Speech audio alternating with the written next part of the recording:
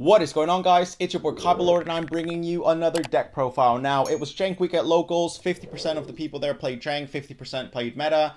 We did come up against Kashtira, and we absolutely clapped them to 0. So the deck is good, it's quite consistent, but it could do with a bit more consistency. I might be testing in some Fenrir's, I might be testing in some Pot of Desires. It is basically Grand Maju. Without Grand Maju, you're just going to try and turbo out all your XYZs and hopefully try and OTK with that. So overall, the deck did really well, so I hope you enjoy it. Make sure you like and subscribe, and thank you for all the support. Now, before we begin the deck profile, guys, I want to give a huge shout out to Sleeve Chief, who is one of our sponsors. They supply us with oversleeves, with inner sleeves, dice, deck boxes, playmats, everything we need to always look fresh at locals. If you want to get your gear, make sure you check out the website link that I'm going to leave in the description below. They've just launched their new metal dice, which is all the pots, so if you want to get some cool dice, definitely go get yours now.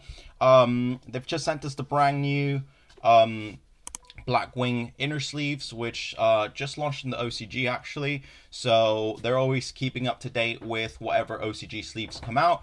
And speaking of sleeves, they do obviously make some really cool over sleeves.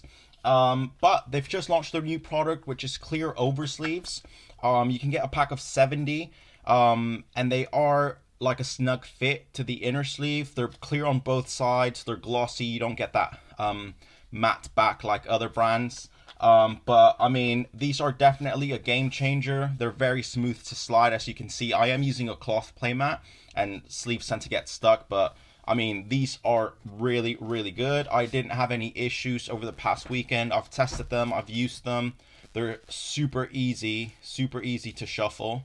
Like, you're not going to struggle. Like, it's hard finding really good over sleeves, and Sleeve Chief has done the research. They've tested many different sleeves that they've made, and they finally came up with the perfect product that we duelists need. So if you want to grab a pack, make sure you visit the link down below. Use my affiliate link because you will be supporting the channel. And yeah, let's get started with the deck profile now, guys. Stardust, Black Rose, no hope, life low. Alright, I'm set, I got my deck. I'm about to head to my homie crib next. I got a brand new combo with some chicks. I'm about to burn them for 8,000 quick. Got it on standby so you can't draw. Main face ain't shit, go to your school face, that mean you lost. Hi below. Make sure to like, comment, subscribe. Alright, so starting off with the deck profile, guys. Now, this is a chunky 42 card build. You know I love my chunky builds. I guess you can call it, it's like a Kaiju, a Danger Kaiju Rank 8 Turbo. It's not, we're not playing Grand Maju, which is essentially a Grand Maju OTK deck without Grand Maju. You're just going to rank out those XYZs and try and OTK with that. But here it is, the deck profile. So our good old boy, 3 Gizmek Orochi, level 8, special summon it from hand, special summon it from grave. Now, yes, people are going to say, oh, but Bystials are still in the format. Yes, but they're not as popular, so Gizmek, you're always going to want to send it to grave. What I do is, if I drew a Danger and I drew a Gizmek Orochi, I know people make the mistake of triggering Gizmek first and like trying to get it on the field.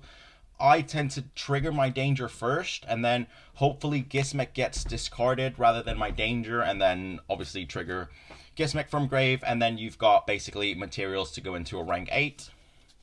So 3 Gizmek. We love our Dangers, 3 Danger Bigfoot, and 2 Danger Thunderbird. Now, why 3 and 2? I'm always usually playing 3-3. Danger Bigfoot's obviously the Danger with the best effect. You get to pop that face-up monster your opponent controls, and Danger Thunderbird pops that back row.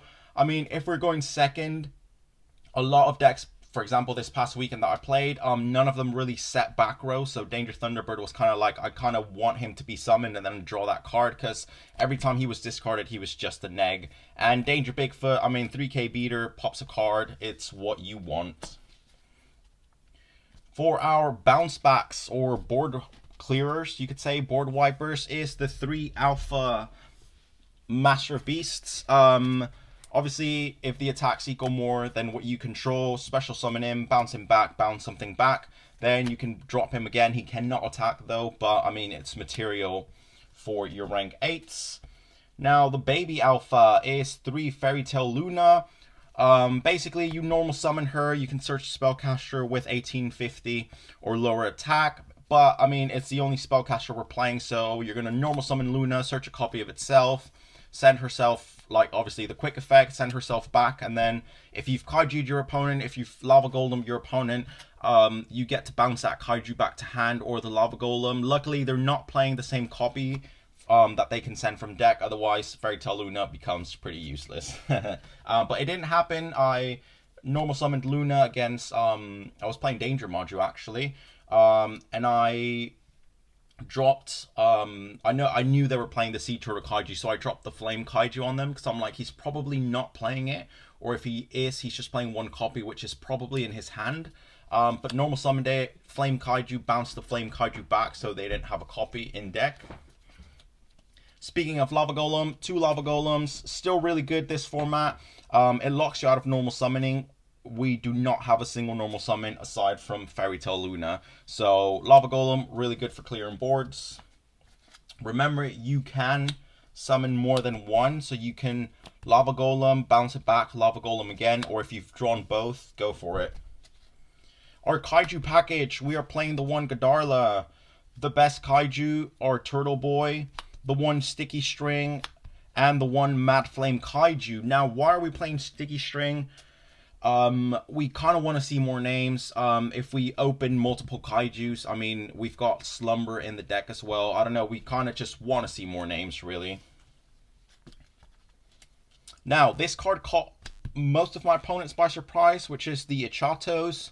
You banish 3 monsters with different types from grave, special summon them, can't be destroyed by card effects, and then you call one type. So, for example, I called Beasts when I was against Danger Module, called Beasts, popped his Bigfoot, and then he couldn't trigger his Danger Bigfoot in hand next turn, because it's until the end of the next turn that you cannot special summon the type that you call. So really, really good card. It's just a one-off. Like, it can easily be cut for something else. It's not going to hurt, but I mean, it was jank week, so I thought I'd give it a try, and it was good. Hand traps, we're playing the one Pankatrops, really good card for baiting out negates and for just having an extra body on the board. We're playing the hand trap of the format, Ash Blossom, and we are playing 3 Infinite Impermanence. Now, Ash Blossom is just absolutely cracked, and Infinite Impermanence is just Infinite Impermanence. So we're playing, I don't know, you could say like the 2 most important hand traps you can play. That is it for the monsters. Now moving on to spells. For draw power, we are playing the 2 triple tactic thrusts and the 2 talents. Now, thrust targets, we are playing a few, I want to say 4, 5, 6, 7 actually. they're all thrust targets. So thrust, you can search talents, which is it is my go-to, so I can draw 2 cards. We're also playing the Harpy's Feather Duster, the 1 Monster Reborn, the 1 Change of Heart, the 1 Dark Hole in case we get Ibly locked. We're playing 2 Interrupted Kaiju Slumber, and to pop back row or monsters, we're playing the 3 Lightning Storm. Now, remember, all of these cards right here are searchable by Tactic Thrust. Like, this is just an insane card. Like, if you can get a hold of it, definitely get a hold of it. Because look, we're playing 1, 2, 3, 4, 5, 6, 7, and Imperm, 8 targets for it. So you can literally search any of the cards we're playing. So it's really, really, really good. I know a lot of people play 3. It's like play 3 or don't play it, but I think at 2 is fine. At 3, I found it quite bricky in Striker. I found it quite bricky testing this deck. I don't like it at 3. It's my personal opinion, but play 3 if you want. For the extra deck now, we're playing the 1 Dark. Came up a lot. There is a lot of dark monsters this format. Most of our deck is dark, Gizmek, Dangers, blah, blah, blah. We're playing the 1 Unicorn. It did come up as well. Change of Heart, try and get rid of our opponent's monster. The 1 Blackluster Link. Everybody was playing this weekend. It came up in all 3 of my matchups. 3, 4 matchups at locals. I did manage to go into it, but unfortunately it was kaiju'd. And the good boy, Access Code Talker. I believe I did manage to go into this. I had Unicorn on board, so I could call the Link 3 for it to gain 3k, and then I managed to OTK with that. But these are the only Link monsters we're playing. Now, I did say it was a rank 8 turbo, so we are playing quite a heavy XYZ package, as you usually see in my deck profiles. We're playing the one zombie vampire. I went into this once. Why? Because I was up against Danger Maju. I knew they were playing loads of kaijus. I lost a die roll. I went first. So I was like, well, there's no point wasting my Harbinger. There's no point, I don't know, wasting a Dingirsu. It's just, I'm just going to go into something because I know guaranteed is going to get kaiju. So Zombie Vampire triggered it. Milled 4, and then they milled Gizmek Orochi, so I'm like, alright, I'll special Gizmek to my side of the field. So basically I took a Gizmek from them and ended on that, but their turn, they went second, and as I knew it, my Vampire got Kaiju. So one Vampire. We're playing the Numeron package, which is the one Dragoblion, the one Numeron Dragon, and the one Harbinger. Obviously, if you're going first, you end on Harbinger, spell negate. If you're going second, you go into Numeron Dragon, which did come up against me. I did get OTK'd by Numeron Dragon. We are playing the one Photon Lord. This is our Nibiru Negate. It's really good. It's a really good card. It hasn't had a reprint, so if you have it, play it. You can't go wrong with it. We're playing the one Lancelot. It's another negate. It can attack directly, and then you can overlay into Zeus. We're playing the Pain Gainer package, so one Pain Gainer and one 7 Sins. I'll play it here since the light's flashing. The very best XYZ in my opinion is the one Dingirsu. I summoned this every single match to get rid of stuff on the board to protect my cards. I just love Dingirsu. And the last two is of course the 2 AA Zeus. This came up a lot. I was up against Kashtira actually. I went 2 level 8s, Gizmek, and a Danger, I believe. Then I went Dingirsu, and then Pain Gainer. You can actually summon him using a rank 8 or 9 or 10 Dark XYZ monster. So, say Dingirsu's got his 2 materials. You go Ding, send something back. Then you can go Pain Gainer. Then you can go 7 Sins. Attack with 7 Sins for 4k, and then you can overlay into Zeus. So you've got a chunky Zeus. You can trigger twice, which did come up. They managed to get rid of my Zeus, my first Zeus, and luckily we were playing a second, summoned it the turn after, and it was GG. We 2-0'd Kashtira, so it was surprisingly an easy matchup, but I mean, we do struggle. Like, it was funny, they went Shangri-La, they went block zone, block zone, block zone, block zone. Block zone, I was like, yeah, that's fine, blah, blah, blah, I'm not worried. My turn, alright, draw, cool. Kaiju Shangri-La, give my zones back, so it's always a good game when you've got Kaijus in hand. Now, moving on to the side deck. Now, remember, side deck according to your local, side deck according to what the current meta is to the tournament you're going to. This is just what I sided based on, like, what people were playing or just general stuff that could hit a lot of things. Starting off, 3 Nib. A lot of people are weirdly playing against this. I came up against Abyss Actors, and it's the only time I used Nibiru, but they still managed to play around it. We're playing the 3-dimensional shifter. We came up against Sprite, and surprisingly, Dimension Shifter was clutch.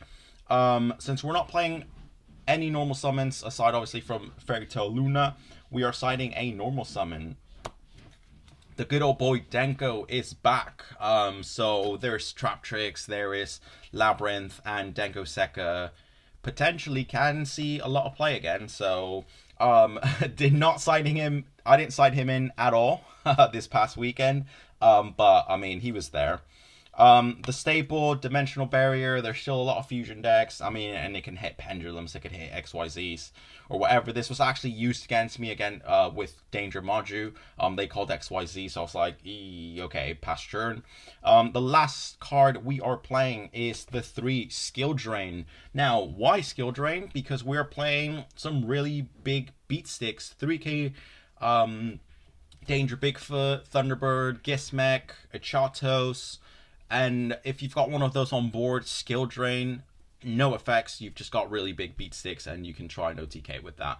But that is it for the deck profile, guys. Thank you guys for watching. Make sure you like and subscribe. If you want your cool gear, some oversleeves, if you want some dice, if you want some clear sleeves, some inner sleeves, playmats, deck boxes, anything, make sure you check out the link down below.